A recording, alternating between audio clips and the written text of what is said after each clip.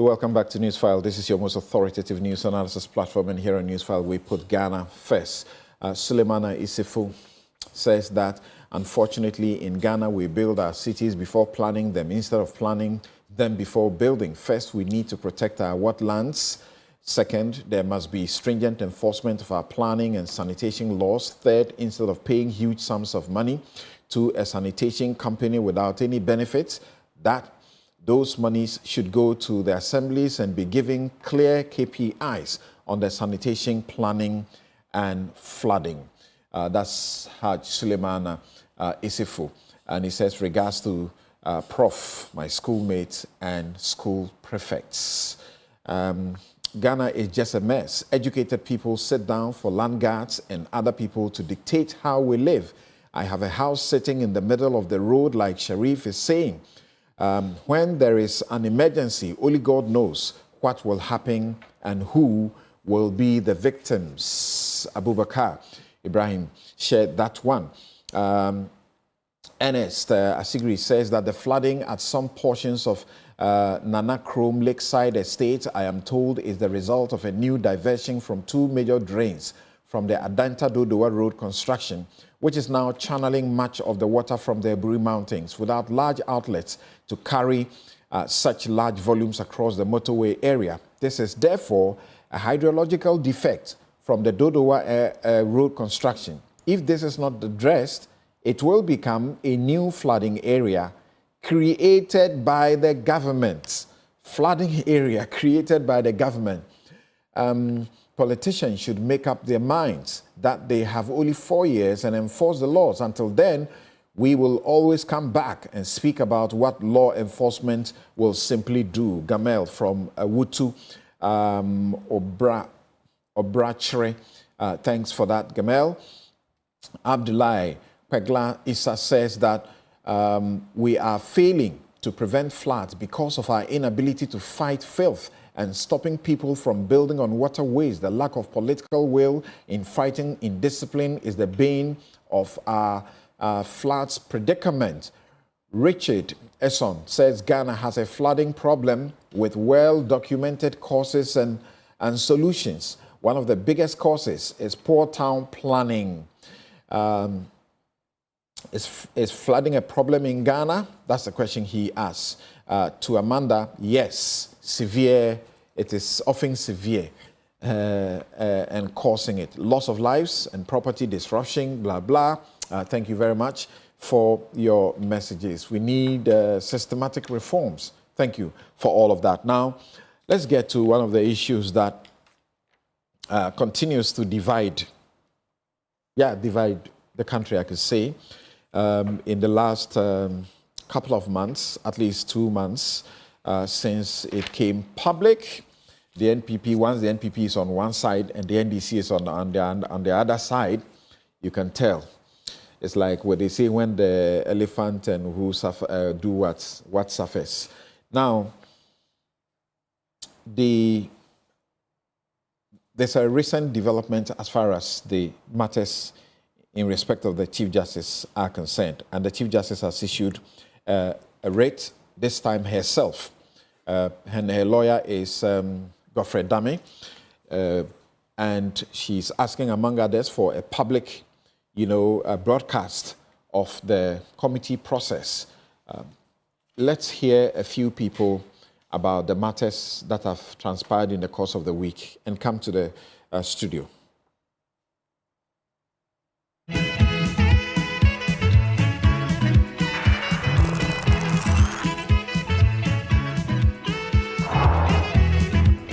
Process has been riddled with a lot of inconsistency. The process has been laden with grave violations of the Constitution each step of the way. In the first place, even the President's consultation with the Chief Justice, when he had not notified the Chief Justice of receipt of the petitions, was even unconstitutional. And despite the release we are seeking. Secondly, the manner in which the so-called Prema determination was made was also unconstitutional. It's not forced to the Constitution. Every citizen of this country is entitled to a fair trial. This process clearly it violates every tenet of a fair trial. How can it be told the Chief Justice that yes, a prima facie case has been made against you, and that is it. There's no reason given. There's no specification of which of the allegations, the reasoning for it, the basis, and what have you. And these are basic rights that every citizen of the country ought to enjoy. Justice Prema is one person that I respect a lot. But how can it be that Justice Prema will give 4 judgments in favor of one of the petitioners in the matter and be appointed as the chairman of this committee? And it is not only one matter. Apparently, it's actually two of the petitioners. He also sat on all of the cases involving the police officer, who is also a petitioner in this matter. So clearly, the whole process is really all kinds of unconstitutionality and leading with people who are afflicted by conflict of interest. Supreme Court. Well, they have spoken. I will go into conclave with my lawyers and we will advise ourselves. Right. Appropriate. It is an MPP NDC legal battle. And I said that as far as that picture gets painted, the ordinary Ghanaian citizen would think that it has seemed to be a legal battle, but has now become a political controversy, behind the scene, and allow some other, lawyers to represent the Chief Justice. I'll not, have any problem with it. So the problem I have with it is that it is entrenching, the political divide. So it's now clear the lines are drawn. It is NPP versus NDC. And it was something that started as a legal battle, is now engrossed in a political controversy. Government is showing intolerance. They have to watch it, because if government allows extremists and hardliners to control the government, it doesn't help the cause of democracy. We're in this country, and we all know how the NDC executives, leaders in parliament, party folks, their posture. We all know the kind of posture, and attitude in opposition. I'm not sure that if what we're seeing today had happened to any of them, NDC would have been quiet. Be that as it may, they have government. Someone has petitioned the president. If you are not happy with it, you get the NIV to storm his residence, an unarmed citizen of Ghana. Well, we've seen him. The NIV officials claim they are doing investigation, and they are not done. So we've just left him. Fortunately, his lawyer is there. Let us see how the government dances around this. Right. So you have been listening to Godfred Yeboah-Dame, James Kobna-Bomfe, whose application was lost by a 4-1 majority decision of the Supreme Court. But as you know by now, soon after that was dismissed, then we had a writ issued and injunction application being sought on the 21st of this month. It was filed at 3 a.m. It is by Her Ladyship Justice Gertrude Araba Esaba Tokonu, and the defendants are the Attorney General, Justice Gabriel Scott Puamang, who is chairman of the committee, Justice Samuel Kwame Adibu Esiedu, who is a member of the committee, Daniel Yao Domelovo, who is a member of the committee, Major Flora Bazawuna Dalugu, who is a member, and Professor James Sefa Jisa, who is also a member. Of course, you heard Ansa Asari, who is a former director of the Ghana School of Law, who thinks that the Chief Justice's move is rather bad, and then you had Afenyo Marking, who was at the Bureau of National Intelligence. We all love to call it the BNI. Now it's NIB, and it makes it difficult to say. Name. Yeah. The handful one, the mouthful to help to get bail for the young man by name Adenta Kumi, who was arrested over the publication and commentaries that he made, including a petition, we are told, to the presidency, alleging that the chairman of the committee and then a member of the committee, Justice Siedu, as well as Justice Yoni Kolendi, and a lawyer to one of the petitioners met at a restaurant, and they were overheard discussing the petition, and therefore he wanted the whole committee to be dissolved. Let's begin with Professor Appiagyei Tuah. The twists and turns. I don't know where you want to take it from. There are just too many issues around it. Yes, something true. There's been a lot of twists and turns, and it is true also that we see a situation where the whole judicial process regarding the petition that is supposed to be determined to determine whether the Chief Justice should remain in office or not has been politicized, and so it creates a very bad scene, especially for law students who want to know the law and know the processes involved in many or several legal situations that may come up. And so it's very unfortunate that this has been the turn of events. Be that as it may, I think that we have to look at what the Constitution is saying and to be able to abide by the tenets of the Constitution. Where I see a situation where the law is clear on the face of it, and so you need to go by the black letter interpretation of it in some ways, but also there's an attempt to go by the purposive interpretation approach and to seek to sort of redesign the Constitution more or less to be able to ensure that justice is served. And so at the end of the day, where we are now, it looks like we have to let the process work. And so my view on it is that unless we get to the bottom of this, we'll not be able to know how this whole process will end up.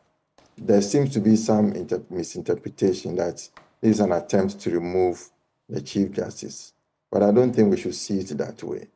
There is a process in place, and at the end of the day, the result could be the Chief Justice is removed or she's not. And I think the issue about the suspension has also led to a situation where some have concluded that if there's a suspension, there's definitely the Chief Justice is going to be removed. So that interpretation, I think, is wrong, and it's unfortunate that some seasoned lawyers are making that interpretation, and which has caught on with some political followers, and therefore it has led to the clear politicization of the matter. So that issue, the case as it is now, should be allowed to work. I think that the decision, the most recent step in the whole process where a writ has been issued, to my mind, is unfortunate. And it looks like we want to really drag the matter in a way that will muddy the waters. It's unfortunate. I see clearly that there's some kind of some discord or mistrust within among the Supreme Court justices themselves, looking at the way the suspended Chief Justice is trying to suggest that the members on the committee can be biased, and therefore they cannot sit on the committee. So all these things imply that the whole process has been politicized. And I can also conclude that the justices themselves, in a way, have been politicized. And so there seems to be people taking sides based on, with some political color involved in it. On the part of the Attorney General, I also see some contradictions or contrary behaviors. The former Attorney General, because the posture he took when he was the Attorney General and where he is right now, it seems to me contradictory, and it's actually confusing to me. When he was the Attorney General, we know some of the decisions he made, some of the unethical issues that were involved or connected with some of the cases he did. He seems to be on a different path now, seeking for redesigning, reinterpretation of the Constitution to make sure that justice is served for the Chief Justice. And so at the end of the day, I don't really know where he stands and what he wants to achieve by this. Of course, on one side, we see that he wants to ensure that the Chief Justice is restored to her position, and then the whole process is abrogated. But my question is, to what purpose? Is it, in what way is this case and the way he's approaching it going to help in the jurisprudence of the Supreme Court, and how we as learners of the law and especially students of the law can learn from it? That will help them to learn about constitutional law, administrative law issues, even human rights related issues. And so at the end of the day, we need to be cautious how we let politics enter into the legal arena, so that we can learn something out of it in a way that will improve the study of the law. Of course, it's at the end of the day, justice needs to be served. And I think that the processes, as has been outlined in the Constitution, that do not completely take justice out of the hands of the Chief Justice. And so I think that the processes should be allowed to serve its course. And at the end of the day, we'll be able to know what happens out of it. We have already mentioned that the process as it is not fair, but that is what we have now as the Constitution, and we need to respect that. So first, you say a couple of things that I'm left wondering. Are you saying that the Chief Justice does not have a right, when she feels that her rights are being violated, to approach the Supreme Court and ventilate her rights? So why is it unfortunate that she has gone to court? Is that not what civilized people do? Definitely. I'm not disputing or contesting the fact that the Chief Justice has a right to demand that her rights are respected. That is certainly the case. And so one cannot necessarily question what she's trying to do. She has a right to do that. But what I'm saying is that we should make the system work in the way that when something wrong has been done, we will make sure that while we seek to ensure that we get justice served, we also have to look at the processes carefully. And when we want to question it, we should have a firm basis for doing that. Your point was that she's seeking to frustrate the process, but she's seeking to ventilate her rights. That's what she's saying. I think that it's about frustrating the process. And that is where my concern is. Is that a fair comment to her, that she feels her rights are being violated and she's seeking to ventilate her rights, assert them, and you say that it's just an attempt to frustrate the process? The Chief Justice has a right. I already indicated that. And she has a right to question the process every step of the way. But at the same time, some of the steps that are being taken are meant to frustrate the process. For example, if you look at the question of injunction, The injunction has been thrown in here and there. First, to injunct the Council of State, the President, the Council of States, when the issue of prima facie issue came up, even when the President had said that, okay, Chief Justice, submit your petition, your response to the petition, the matter still remained at the Supreme Court. And now they are questioning placing under injunction the way of the committee and questioning the qualification of some of her colleagues to sit on the matter. And that's why I'm saying that there is some issue about the fraternity and the camaraderie that are supposed to reign among members of the Supreme Court. And so if that is really something that is missing, then there's an issue there with the Supreme Court.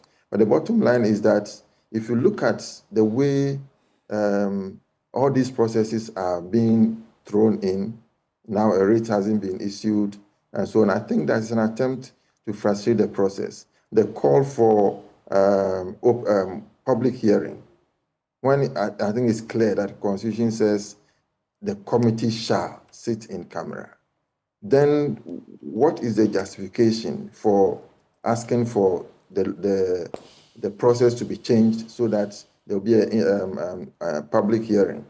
These are the issues that I think are being thrown in to frustrate the process, maybe to delay the process, and I don't know what the final outcome that may arrive. In respect of the issue of the public hearing,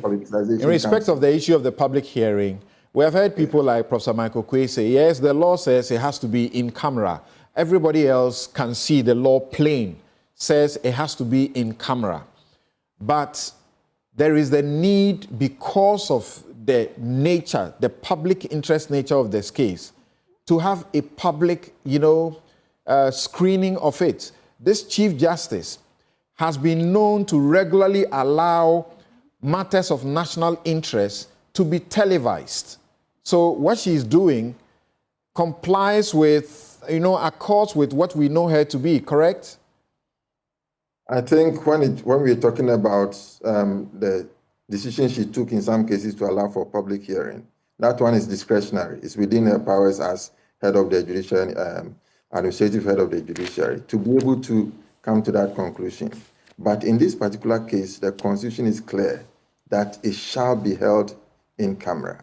So in what way that her discretionary powers that were used previously can influence that decision, I have my concerns about that. So she says you are doing this to protect me. I waive that right. Let it be in public. I want the public to hear what I do and what all of you do to me.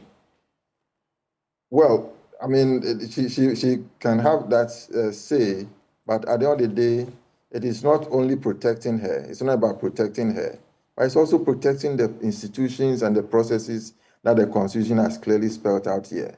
And so I think that at the end of the day, she might be talking about protecting her integrity or the process, but this is where we are. This is how the system has been set up. And so I think that the system should be allowed to run.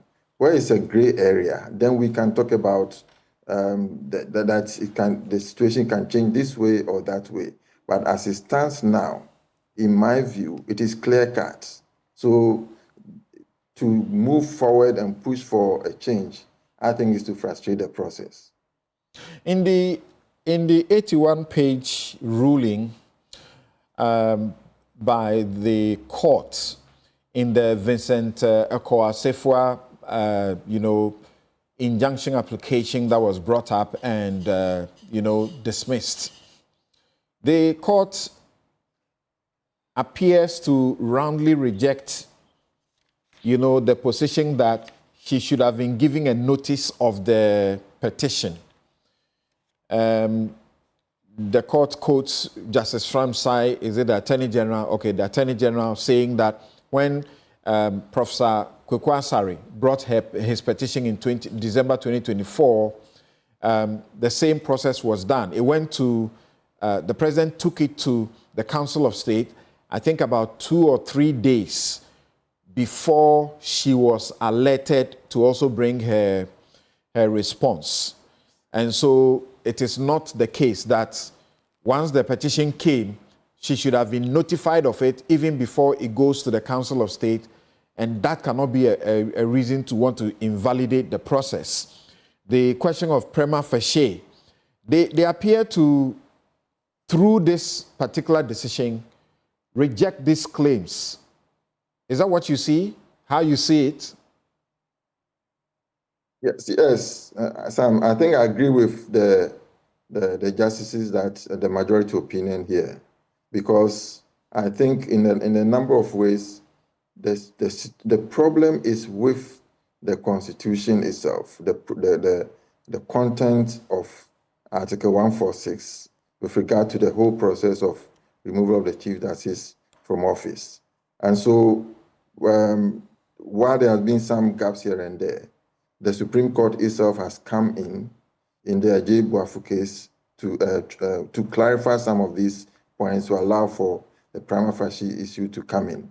And so the question as to at what point that the Chief Justice should have been informed and at what point should have been given the opportunity to present her side of the story for the president to have made a prima facie determination before the matter would go to the Council of State is something that the court was clear that at the end of the day, the bottom line is that she was given the opportunity.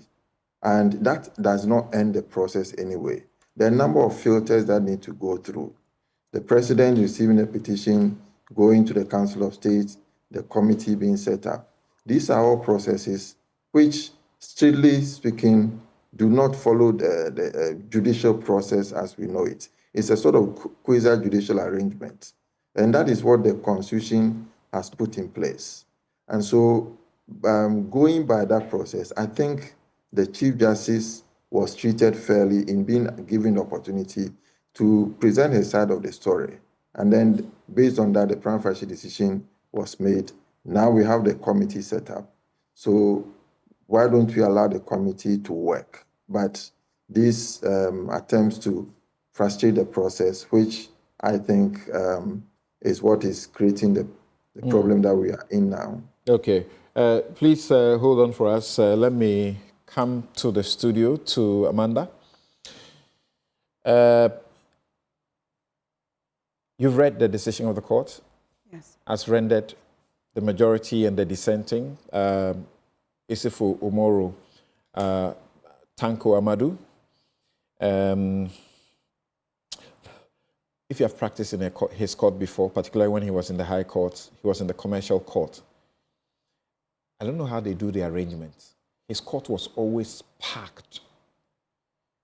It looks as if they identify those judges who are very efficient, and then they pile them with cases because other courts are often empty. It's like in recent times, if you entered Justice Kweku Akati's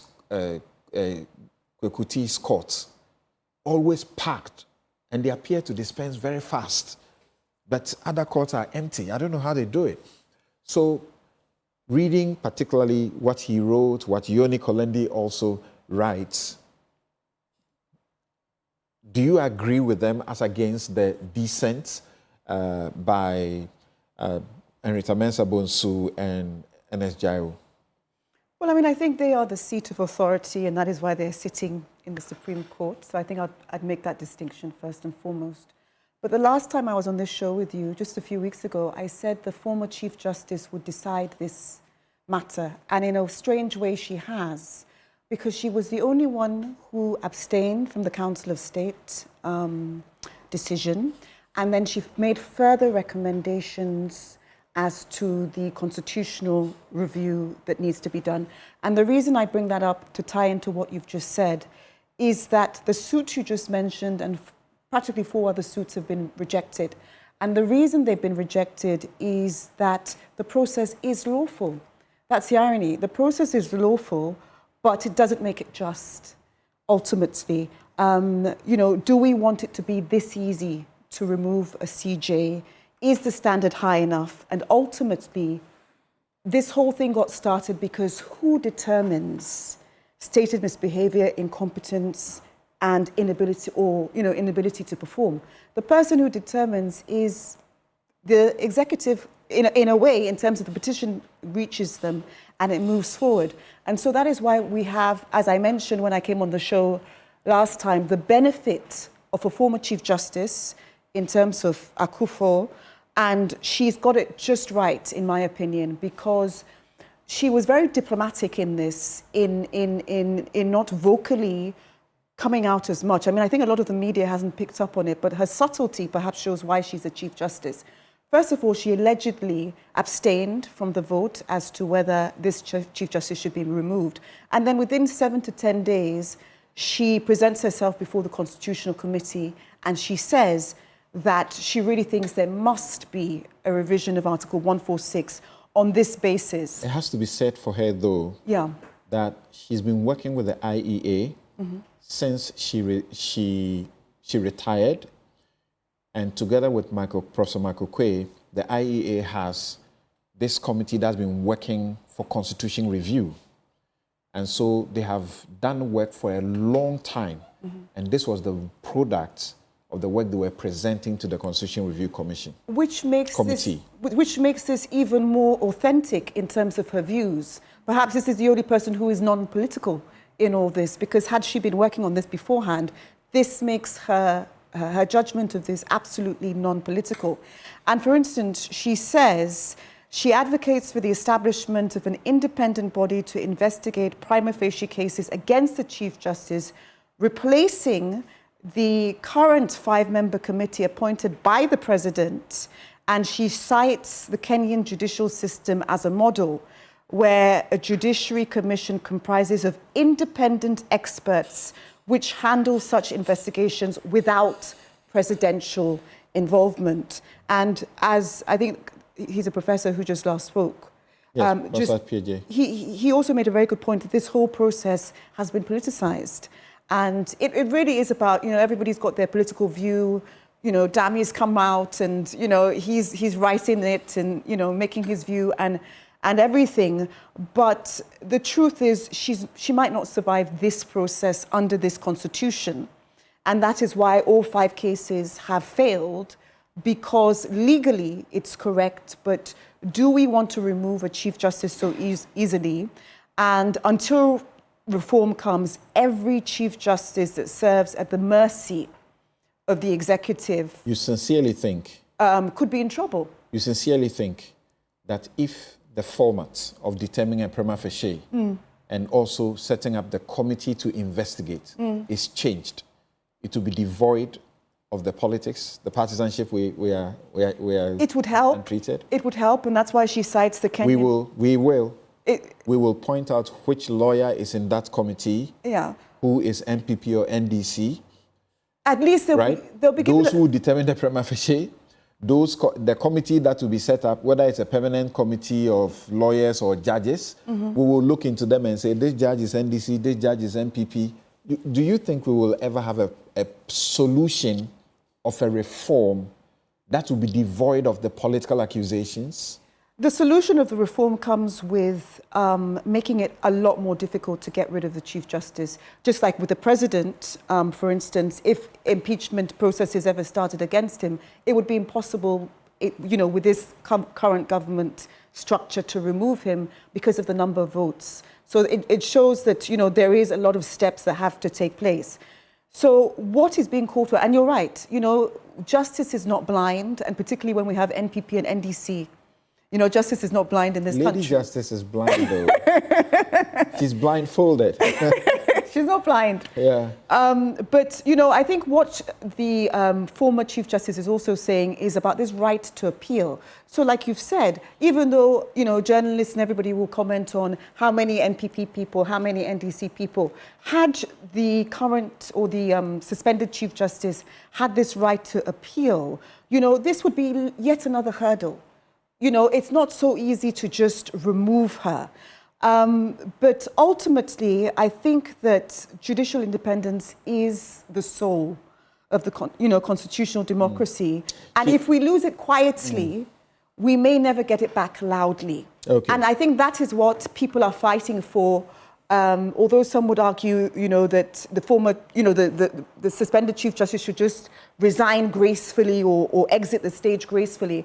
I think she is right to do what she's doing, because justice means that we all have to remember she is an arm of government, or was at one point. And just as it isn't, we saw last year, it wasn't easy to challenge the Speaker of Parliament as such. There was huge pushback.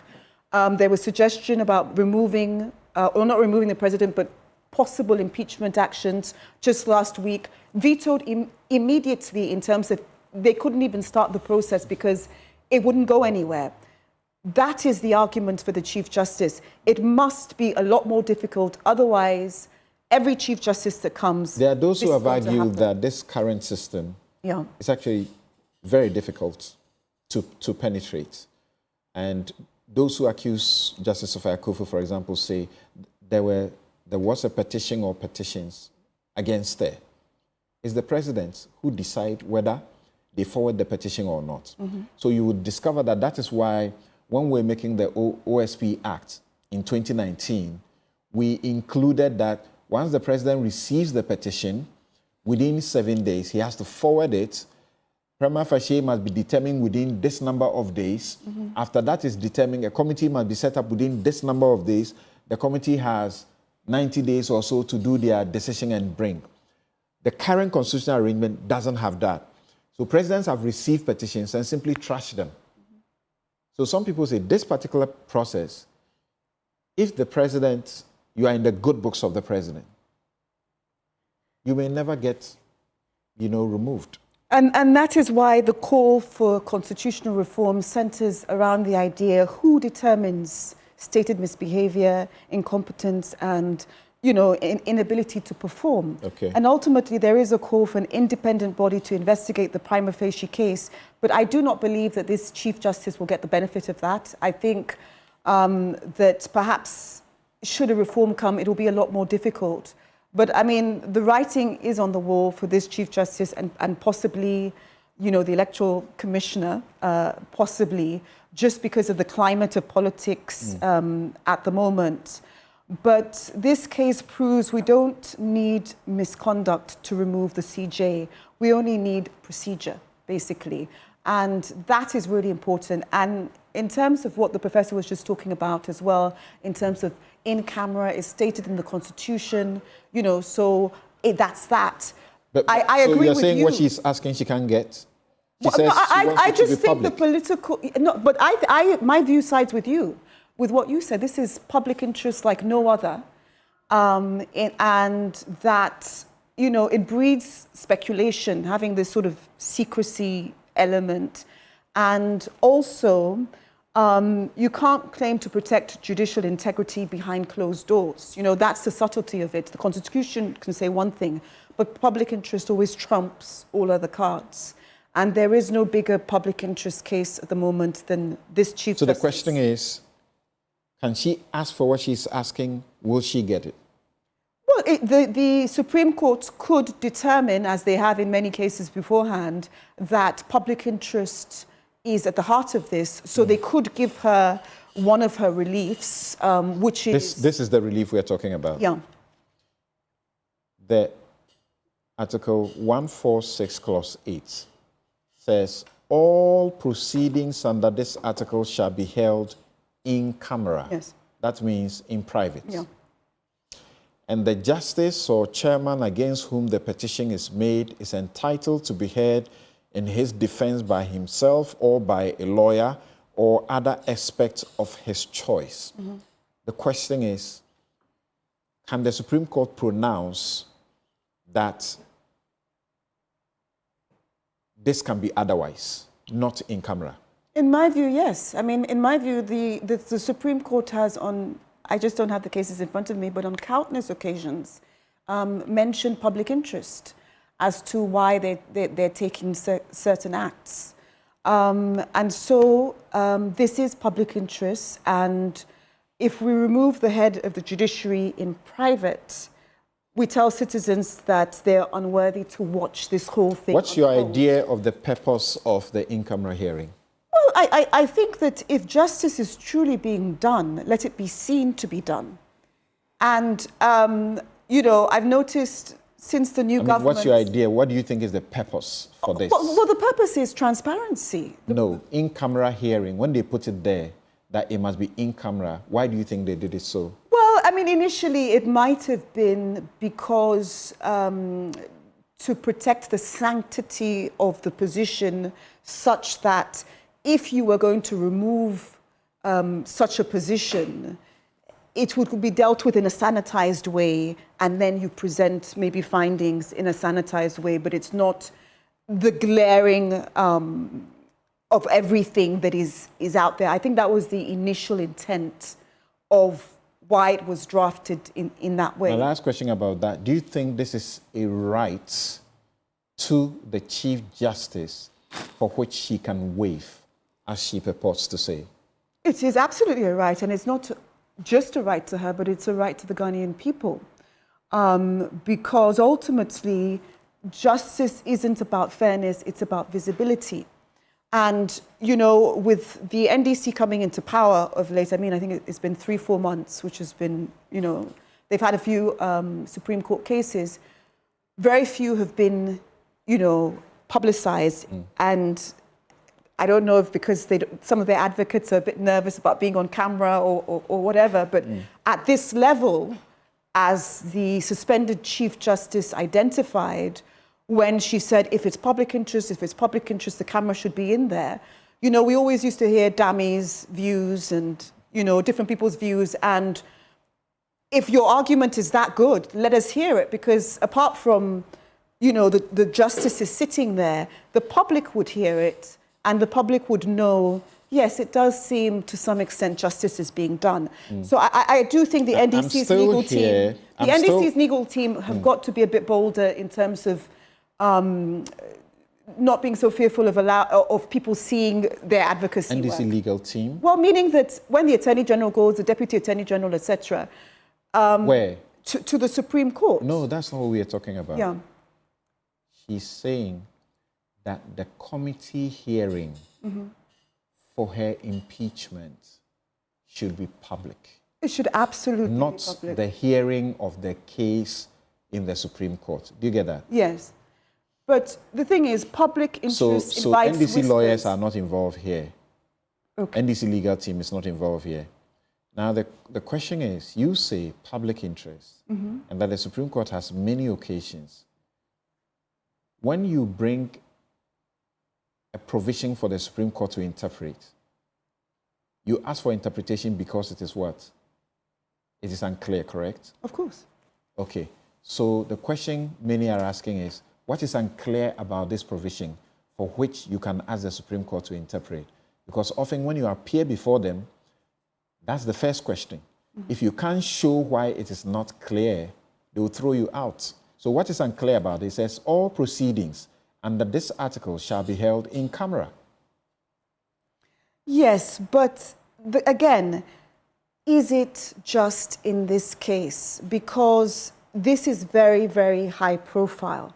It is to do with the dispensing of someone who sat as a Chief Justice, an arm of government, and one of the highest positions. Okay. Do you see what I mean? And I think she's also the third female Chief Justice of Ghana.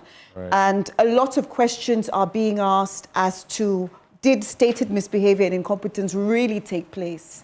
And if so, you know, let the whole process be in a public forum, ultimately. In the decision, Yoni Kolendi begins by quoting the oath that the judges take. Part of the oath that they have taken is that they will bear true faith and allegiance to the Republic of Ghana, as by law established, that I will uphold the sovereignty and integrity of the Republic of Ghana, and that I will truly and faithfully perform the functions of my office without fear or favor, affection or goodwill, and that I will at all times uphold, preserve, and protect and defend the Constitution and the laws of the Republic of Ghana. Would you say that the Supreme Court will be defending the Constitution and the laws of Ghana if they interpreted Incamera to mean public hearing? Absolutely. Absolutely. They'll be defending the Constitution? Absolutely. Okay. Now, from the way the cases have gone so far, does it give you any indication that further processes can stop what is going on? No. That's why I say the writing's on the wall, in my opinion, for the Chief Justice. Because, again, the process is lawful, and that is why the Supreme Court can confidently keep on saying, no, we reject this, we reject this, we reject this. Okay. However, ultimately, it doesn't make it just. Do we want it to be so easy to remove a Chief Justice? And do we also want to entertain the idea of an independent body to investigate prima facie cases, therefore a change of the Constitution to make it not only harder, but to have a right of appeal, for Chief Justice to have the right of appeal as well? Yes, Prof. Let's hear you. Quite interesting. I mean, I've been listening to all of what is happening. But you see... you have heard from two lawyers. Two lawyers. You'll be hearing from another lawyer. That's fine. Yeah, I'm coming here with common sense. So, for example, I mean, looking at all of this, the theatrics surrounding and the charade that have been played out in this particular case points to one thing. And having heard from the moderates start to say, oh, it's been politicized. That's all it was being boiled down to, right? And that's the kind of success these needless interventions are beginning to yield, because they want people to say, okay, this is a partisan process, this is a politicized process. And when it does that, it debases the essence and process and procedures. For me, her posturing as a suspended CJ amounts to a provocation of the judiciary and an abuse of the Constitution. Why? It is explicit in the Constitution that in camera, you know as CJ what that means. It is explicit that the president has nothing to do with it. The process, when it gets to the Council of State, you know, it must take an automatic process whatsoever. You know as CJ. So why are you trolling and skirting around all of these? In any case, is she trying to tell us that with the current posturing and all of these suits being filed in proxy of her? No, she has filed only one suit. No, for her, but we have other people like the minority. Yes, so it is unfair to say proxies. Well, which could be interpreted as proxies. Is that fair? I think it's unfair to her. Yeah. She has filed only one suit. Okay, she has filed one suit. On the 21st. Okay, let's say she has filed. And that is yet to be determined. That's fine. Okay. Okay, based on her suit and the rest of the suits that could be interpreted by, bystanders that these may be proxy suits, are an attack to the process and a disrespect to it, as far as I'm concerned. Is she invariably saying that if she's called back to be CJ, she can actually work with these judges? That's number one, right? Based on the current acrimony that she's fanning within this process. In any case, when they say in camera and all of these... The judges are doing their judge duties. Yes. It's not personal. So why do you have a suspicion that she may not be able to work with those who have ruled against bringing her back? Because it is beginning to get personal. Injuncting the process. Because it is beginning to get personal. Godfred Dami, who is her representative, is mentioning names. Is he not? Is that not personal? Is Justice Poorman's name not mentioned? That is personal. So if he was doing it devoid of personalities, then we can talk about that. In any case, is it not problematic, Samson? You are lawyers. You protect your profession. You protect and respect the very institution which is the judiciary. That a former attorney general, 5 months out of office, is representing a CJ. I'm not saying there's something wrong with it, but when you look at it from a political, moral perspective, what does it connote? The Constitution says what interpretation people must pick lawyers of their choice. Their choice, yes. But if you were an attorney general who had just left office 5 months into or out of office, you are being called by a suspended CJ who you worked with as attorney general, as the government's lawyer, to come and represent her in this kind of case. You're pointing at me. I don't let the optics obstruct me. Yeah. I have represented NDC people. I've represented NPP people. Yes. At the No, top not you. in Not the you. government. No, I'm looking at I'm the suggesting offices. that to you. Yes. And that I've heard people in NDC forget that you have represented their people. They say you are MPP. I've heard people in MPP forget that you have represented MPP. People say you are NDC. Samson. That doesn't bother me because as a lawyer, yes. I take an oath. You are a lawyer. To defend anybody you are a lawyer. that I find that they need to be defended. You are a lawyer. He was a former attorney general. That's a very high office. That's a very high office. It's an office for a lawyer. Right? It's an office for a lawyer, but not every lawyer gets to occupy it. So once you occupy it... The lawyer who catches the eye of the president. Yes, so once you catch the eye of the president, we have clad you with a constitutional power and a certain respect that comes with it. And that interpretation you give to the public in and of itself is problematic. And this is why people are beginning to give that partisan interpretation, which is deliberate at poisoning the well as far as these issues are concerned. Why?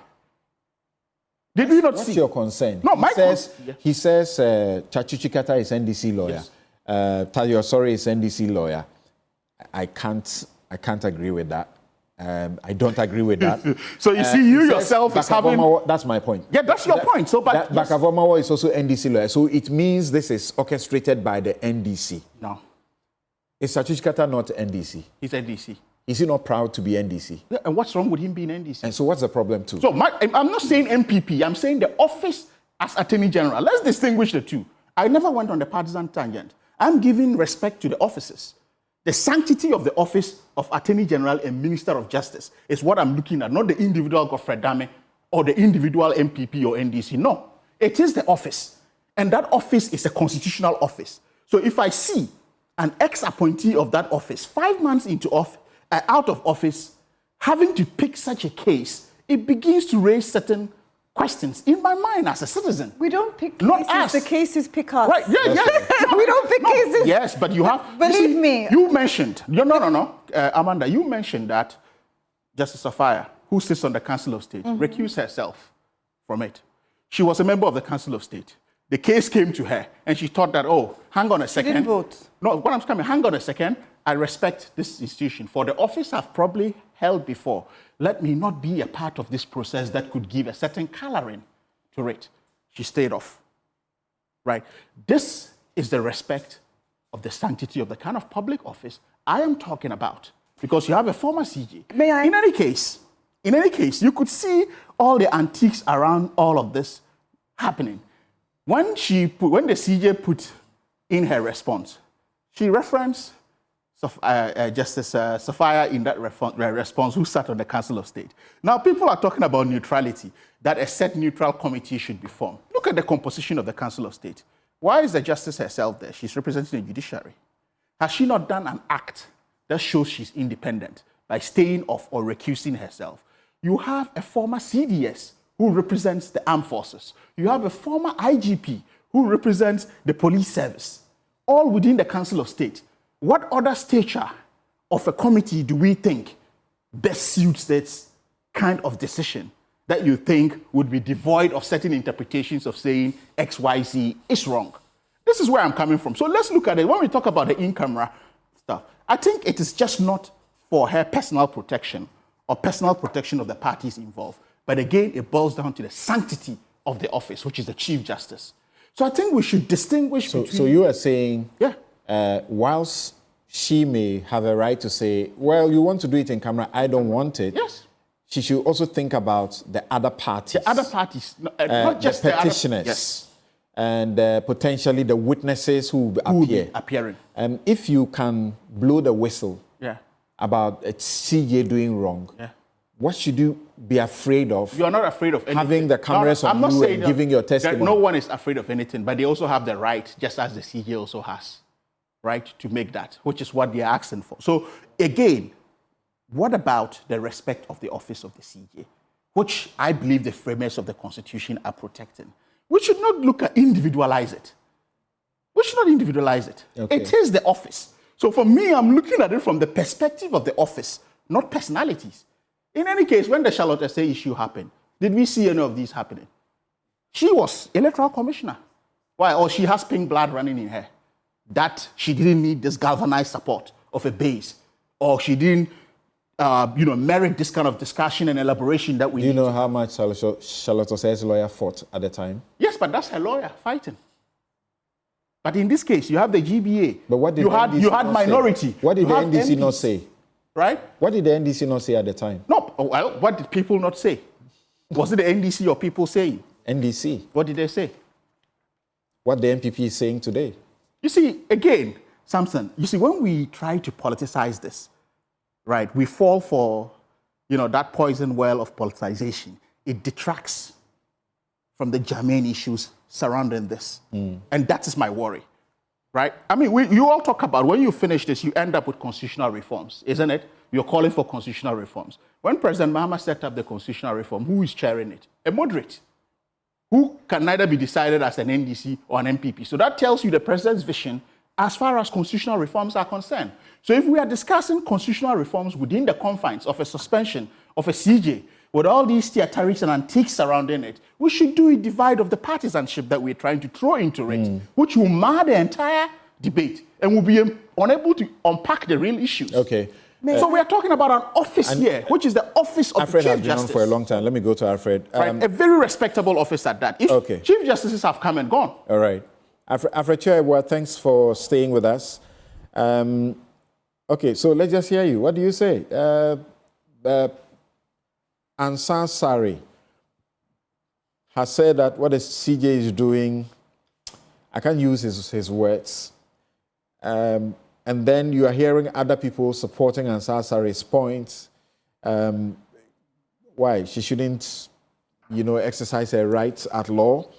And then she says she wants an open process. Some insist that Article 146, Clause 8 is not a right for which she can waive. And even if it were a right, it is not for her only. It is also for the petitioners. It is for witnesses. And in more important terms, it is for the state. Thank you very much, Samson. I've actually followed the discussion so far and have a lot of things to unpack. One, is it right or wrong for the former AG to represent the CJ in court? That's the first question. And I answer straight away. There is nothing wrong with the former AG, Godfrey Dame, representing the CJ. Why? Godfrey Dame now is a private legal practitioner. As a private legal practitioner, if you are consulted by a client, you may choose to take the brief or reject the brief. And so if he has chosen to accept this brief and represent the CJ, there's nothing wrong with this representation. Again, it is the right of the CJ, as Samson you said, to pick any lawyer of her choice. The CJ has examined most of the lawyers in this country, and he decided that Godfrey Dame should be the person that she thinks should represent her interests in this particular matter. What's wrong with it? There is this argument that this current suit by the CJ is an attempt to frustrate the hearing. That argument is also flawed. The CJ, as a citizen, has the right under the Constitution to vindicate anything that's bothering her by going to court. And one of such is when she's being removed from office. And I dare say, the CJ reserves the right to challenge every step along the way because it is allowed under our Constitution.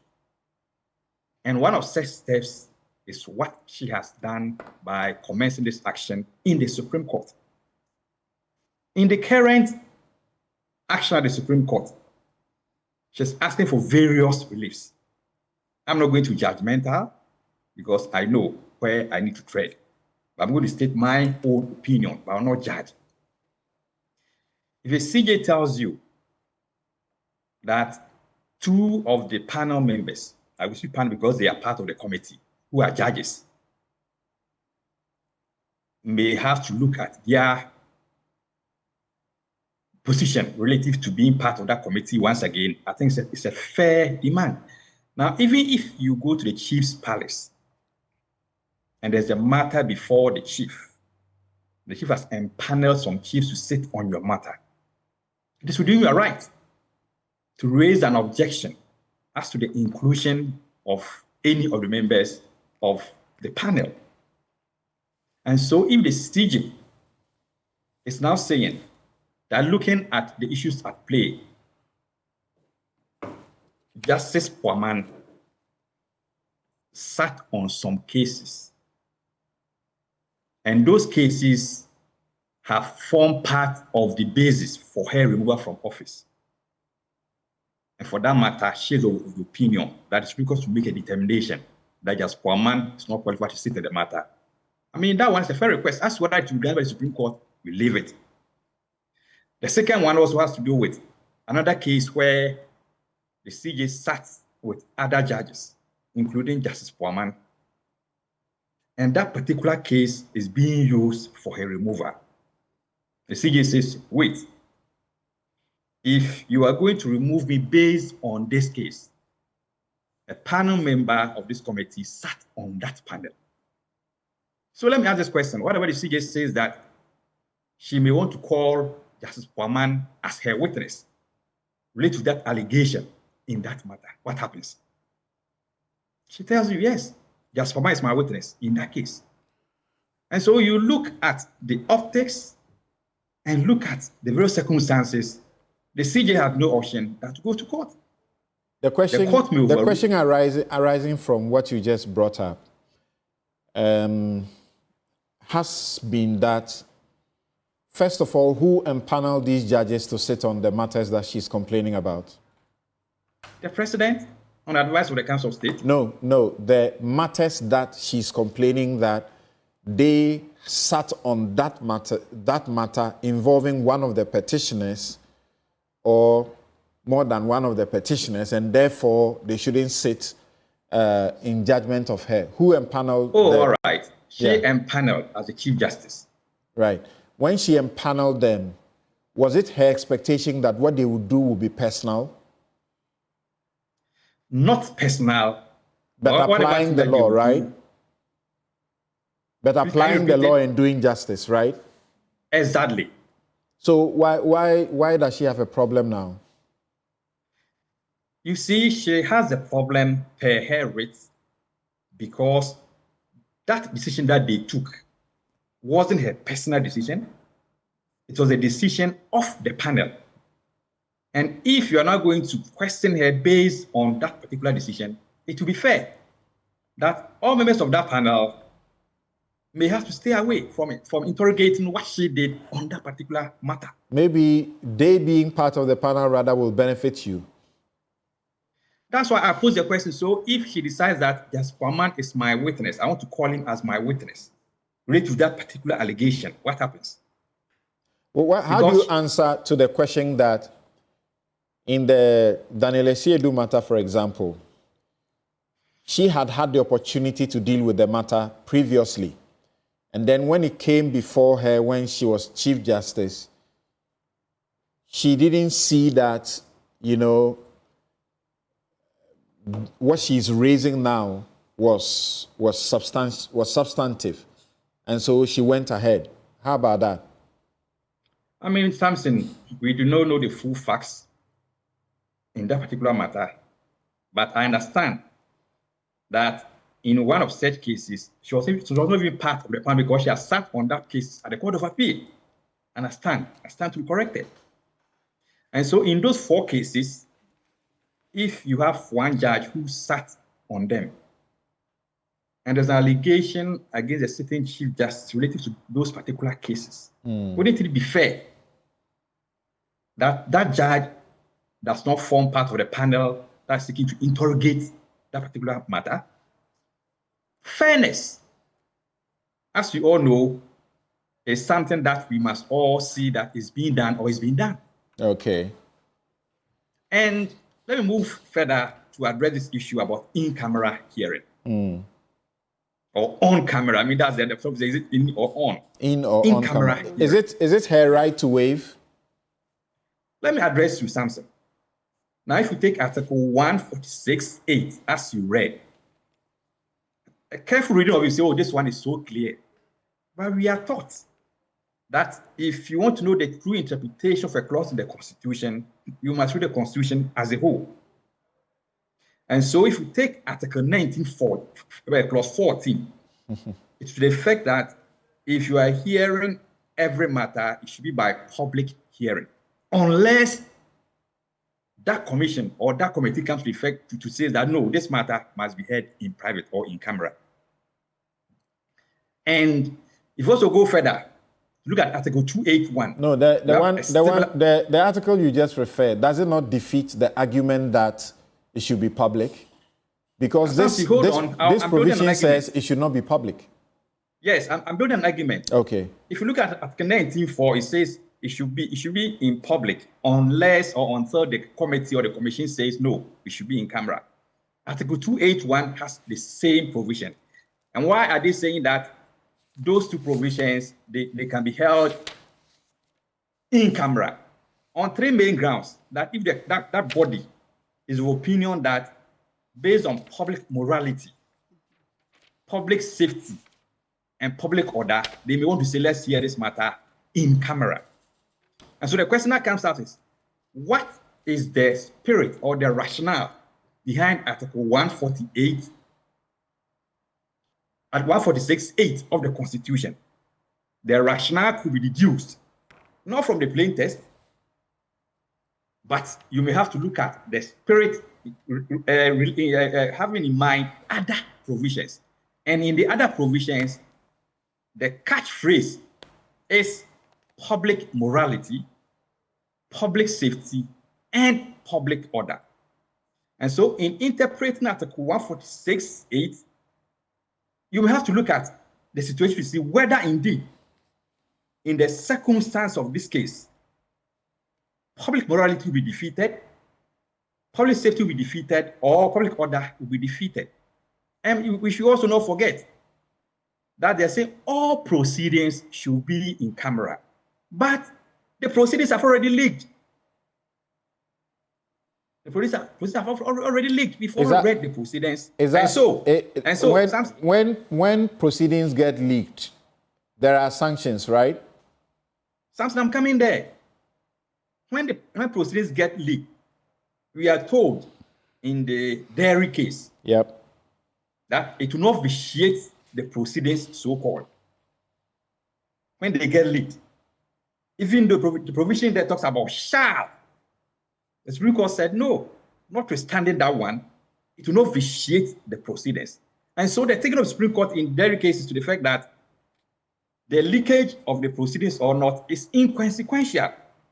And so the use of the word shall there in the Constitution, to my mind, could be interpreted to mean may.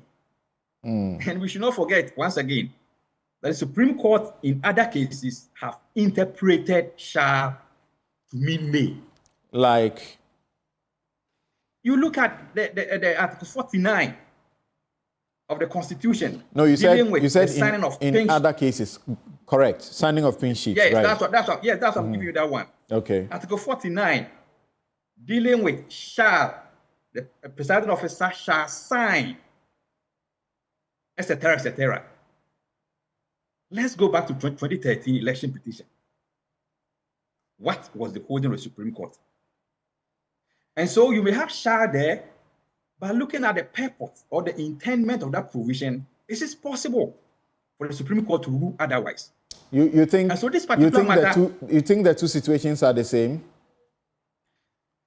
Samson, the Supreme Court. The Supreme Court said the presiding officer is supposed to sign, but his failure, yes, he must sign, but his failure to sign should not be held to invalidate the vote, because the vote was held in the public it was counted in the public.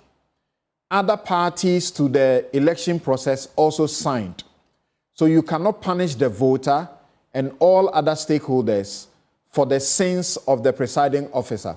Is that reasonable to you?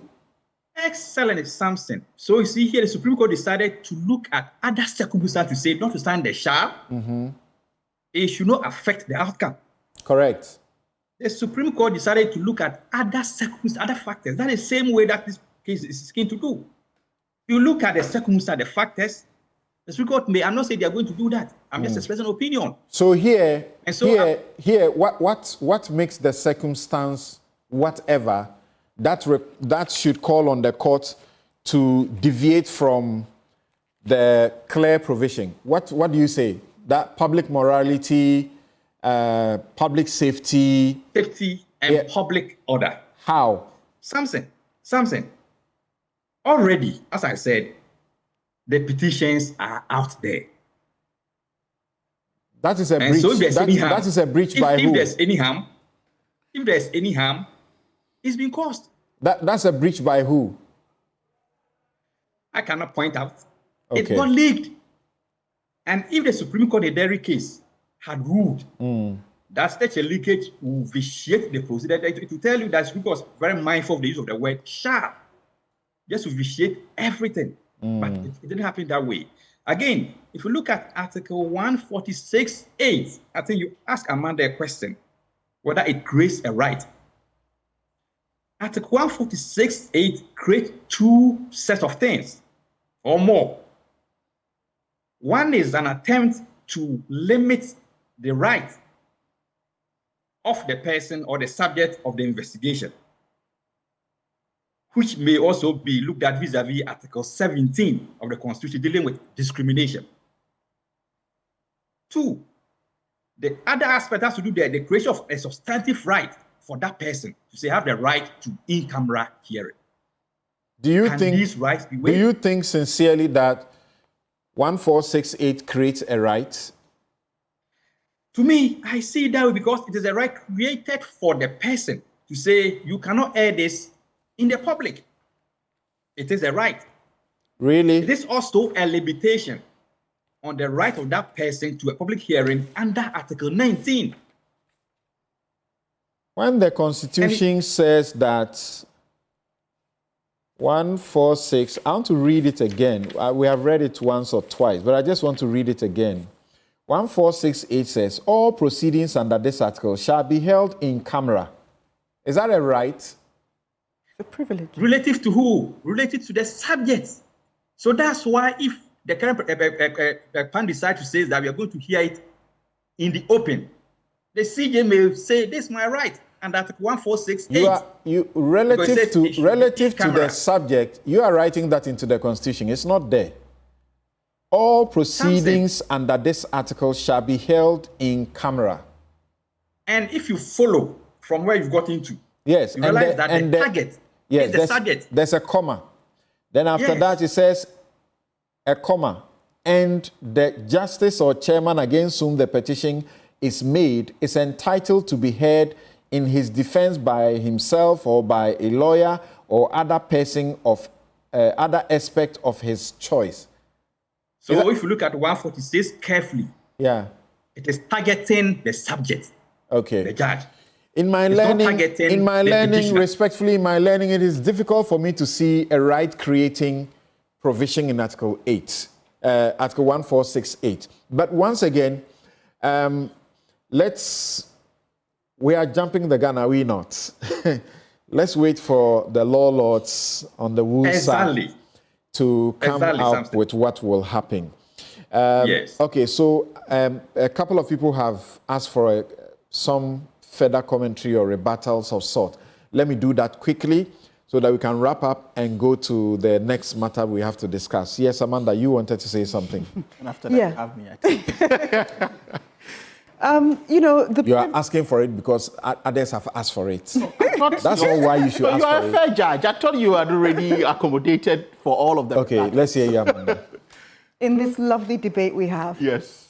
So the Chief Justice is seeking to waiver in-camera privilege. That's the relief she's seeking.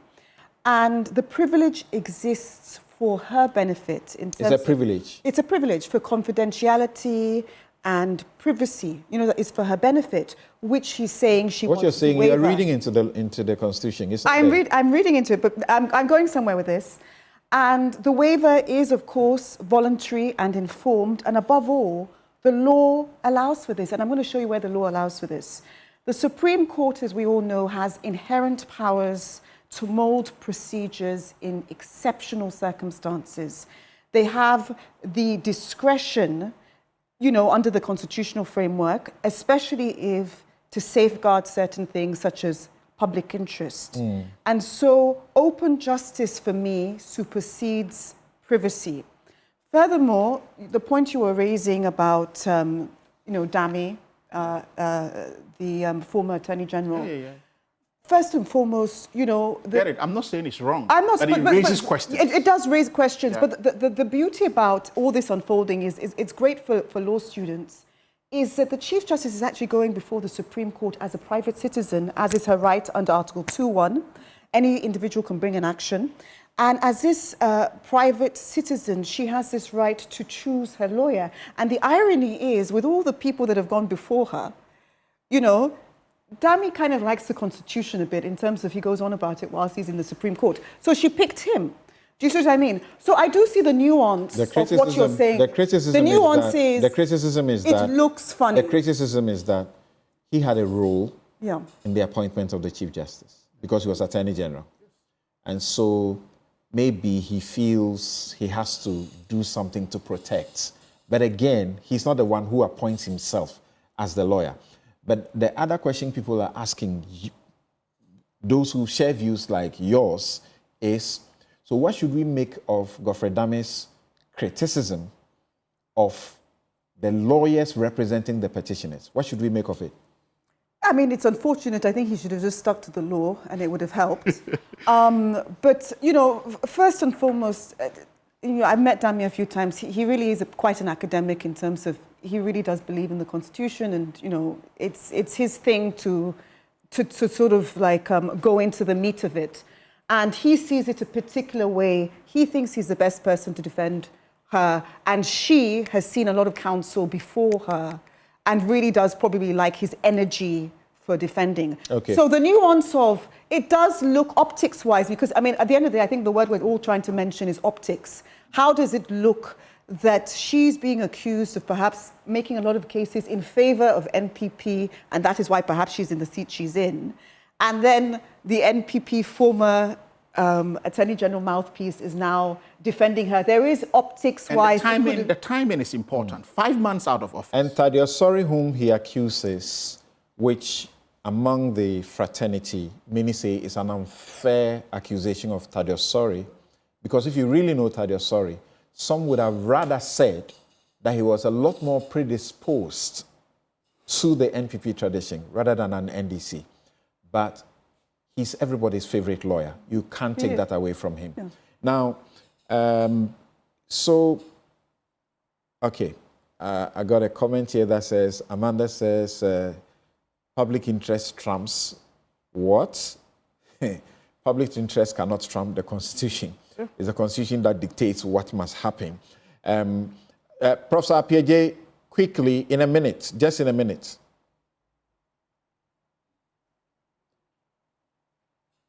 Hi, Prof. Hello. Yes, yes. So, yes, you have heard. What is it that you want to say? Sorry, my line went off for a few minutes, so I just reconnected. All right. Thank you. So you hold on there. Yes. Where I'm coming in, I'm not saying there's a certain wrong that has been done. My point is, when we talk about PEPs, politically exposed people, there's a reason why we have PEPs. Okay. And there's a reason why when someone even leaves office, they say you still have 5 years out of office to be cleared of the PEP tag, which is a politically exposed person. I'm talking about timing. If the CJ goes to take Nia Iko Otu as a lawyer, I'm not going to crack or say anything about it. This is an AG who just left office 5 months after, right? Apart from being involved in, you know, he was the chief legal advisor and lawyer of the government. So what? He's a good lawyer. No, I'm coming. I'm not saying this. Look, had dealings with him. I'm just giving the optics of it. The law does not mean to say something is wrong. There's something called morality and sanctity of office, which is why I keep giving this example that Sophia stayed off, even as a member of Council of State representing the judiciary, saw that, oh, I've been here before. That's a personal decision. But which has something to do with morality and sanctity of public office. Okay, so I guess we can move on we can move on to the arrest of the Adenta Kumi, what's his name? That's how they call him. That he took a petition to the president asking for the committee to be dissolved because he had seen Puaman, the chair, he has seen Adibu, he has seen Yoni Kolendi and Thaddeus Sorry at a restaurant, and they were overheard discussing this matter. As we talk about it quickly, the CCTV footage will go out there, and sincerely, I don't know how these judges are feeling about the circumstances. Have you seen the video? Have you heard of? I've seen the video, but not the audio. Have you heard of the background for the video? Yes, definitely. You've heard of the background? Yeah. That two of the judges, Puaman was not there, so that appears to be a lie he told. Two of the judges had their birthdays. One had his birthday previous week or days, and the other one had his birthday. So the two of them went to this restaurant on their birthday, have a quiet time. And then a friend of theirs, Yoni Kolendi, joins them. And as you see in the video, the footage that's showing, they walk into the restaurant. They are passing by Thaddeus Sorry. He was seated with one other person. They pass, go to take their table, far away from a little away from where Thaddeus Sorry was seated. But Yoni Kolendi spots Thaddeus Sorry. So he turns to him. The person Thaddeus Sorry is sitting with rather spots Yoni Kolendi and speaks to that person. They shake hands. Then he shakes hands with Thaddeus Sorry and they hug. Then you can see clearly that Yoni is pointing him to the other judges. So Thaddeus Sorry moves to those judges, shakes hands with them and bows, and then returns to his table and leaves them there. Yet, this is the accusation that the judges face. And NIB have picked up the guy and charged him with publication of false news. Let's be very quick about that so we can take a break and return to the other issue. Yep. Well, I think for the NDC team, perhaps, or the NDC is not quite national security, perhaps, but I just think national security should have handled that a lot more sensitively because, above all, since we're using the word Trump, what trumps everything, above all, free speech and one's ability to petition, to formally petition based on what he sees as his evidence that can be absolutely discredited is his right as any citizen of the country. And so he did that, and he did that formally. Do you see what I mean? To formally make the petition is a good thing to do. And false information, as we saw, that was a very brief encounter. They certainly didn't look like they were about to meet each other.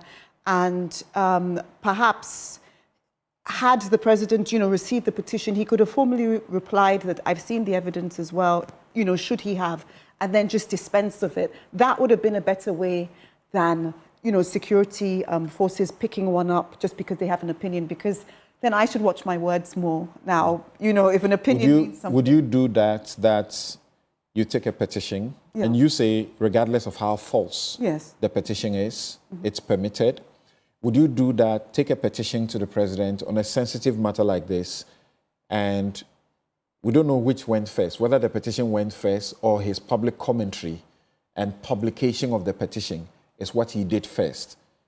Will you go out there and say, I have sent a petition, and put the petition in the public and say, I've sent a petition to the president. I've sent this petition to the president, and I'm saying that I saw these judges there. They were discussing this thing, and they are compromised, so they should be removed together with a lawyer. Will you do that? No, I wouldn't. But then will you advise a client to do that? No, I wouldn't. But the point why is, not? Here is elements of hearsay in terms of he seemed. I mean, at least he didn't lie that it was a restaurant and the parties were there. But there was a certain element of hearsay which suggests perhaps he wasn't there. He heard it from second hand or third hand, and that's how people who weren't there all of a sudden appeared there, you know, in his formal petition. But again, I mean, the right and the sanctity that we do have the right to write a petition and free speech, particularly when it comes to sensitive public interest matters like this, is important.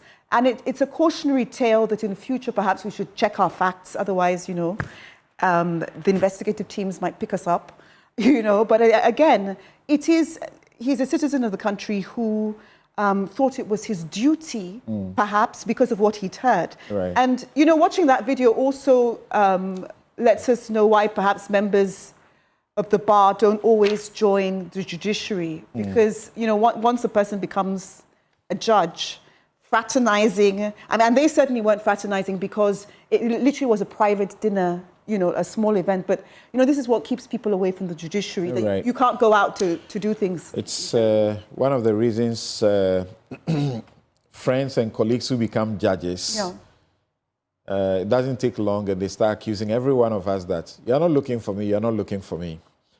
Because it becomes difficult. You don't even know when you can say hi. You don't know what the parameters are, you know. That's true. But the law under which they charge the gentleman is Section 208 of the Criminal Offences Act. It says a person who publishes or reproduces a statement, rumor, or report which is likely to cause fear and alarm to the public or to disturb the public peace, knowing or having reason to believe that the statement, rumor, or report is false, commits a misdemeanor.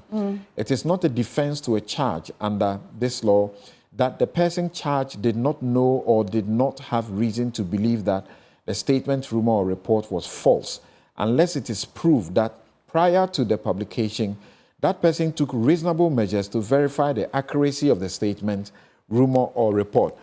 Professor Piaget, what do you have to say about that briefly?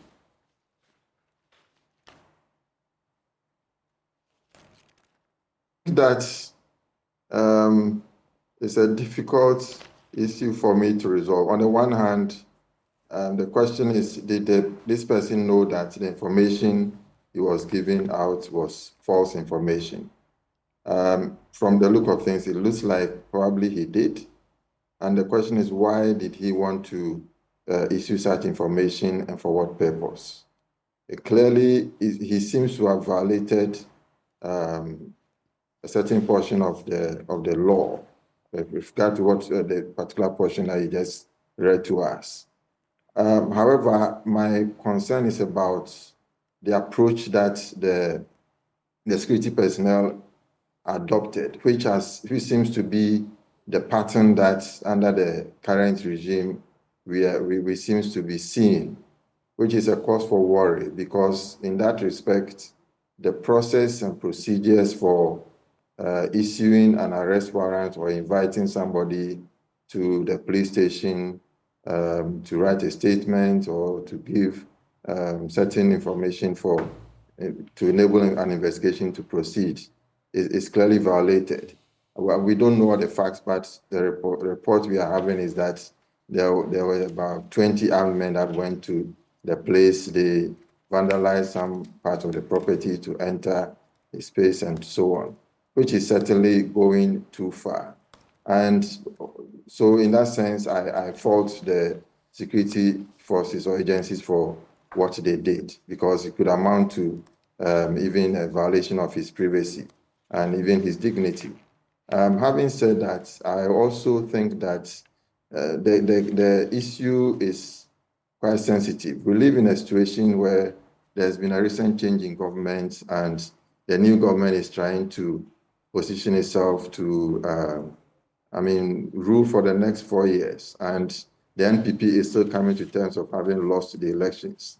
So the whole environment seems to be politicized or politically charged, and there's a lot of political tension that is still in the air. So when such issues arise, much as the person may be in the wrong, there should be some sense of sensitivity and an approach that is less militaristic than what we see, so that the person may be invited quietly and the necessary information taken, and that would be a better way of dealing with the matter. And I'm thinking that so long as, while it may be, there may be the possibility of arresting him and charging him for giving out false information, I also think that there may be the possibility of maybe a caution or something that will not raise the political temperature and cause the issue to be politicized.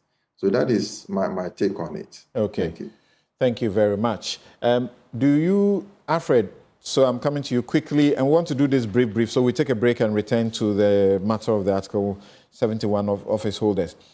Do you think, because the security people, they would normally not speak, when you see the videos and their encounters, are you able at least to give them some credit for being professional in how they handled it, regardless of how many of them went to the place? There are those who suspect that there's a reason you see them in a certain number. And as we understand now, they were not 20. That's a lie. They were not 20. I think a family member who was there said they were about 9. But in the video, you can count. That is, if that is all that you found there, it will suggest that they were not even up to 9. That the political group, it looks like you guys, you should be treated with a different law in the country. And so you cannot be arrested under suspicion of any wrongdoing, because once they are coming for you, you will call all your party people to come and, block and stop things, regardless of what the person is accused of. Thompson, we are all under the laws of the Republic.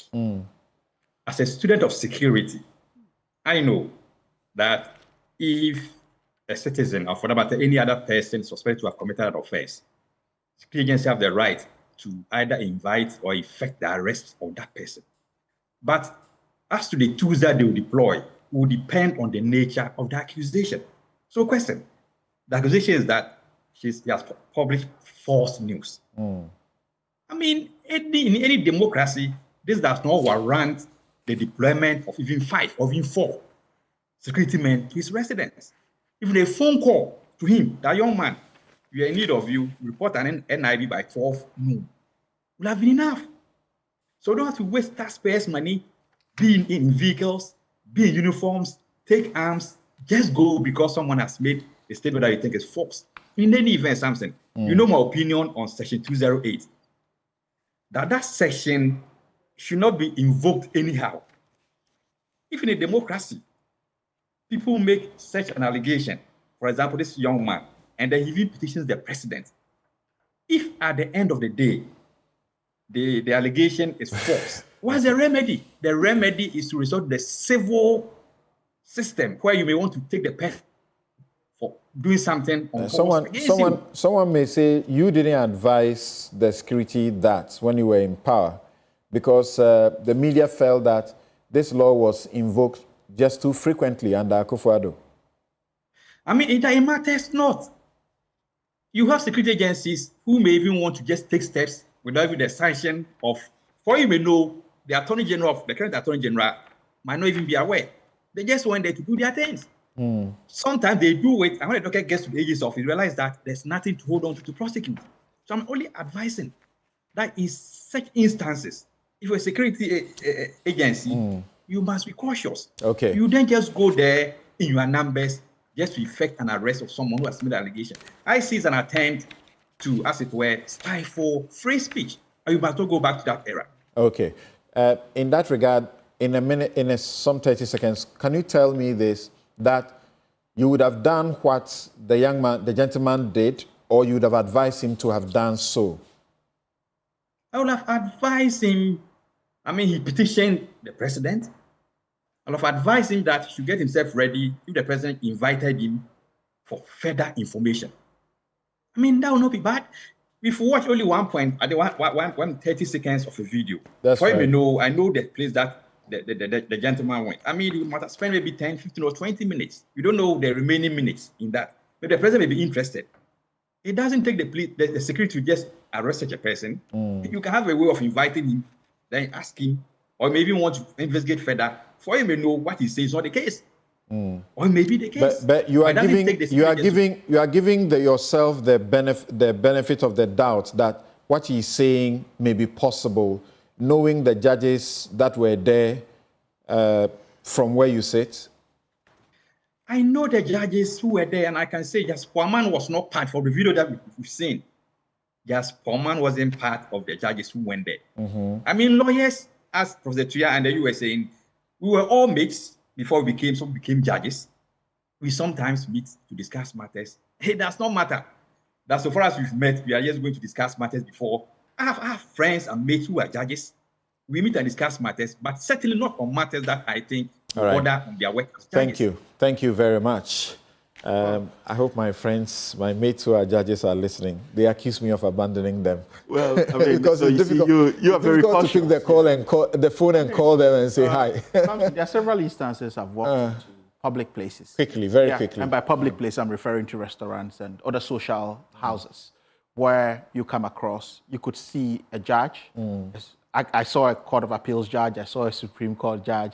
I saw an anti-graft agency head. And, some opposite, sitting in different parts of it. Like, I couldn't have drawn any conclusion to say that because X, Y, Z is happening, because they are social places.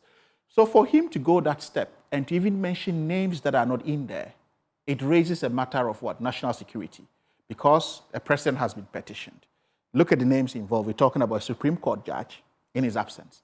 Now, when the national security deploys an arrest, as we say, you could see the crowds already there.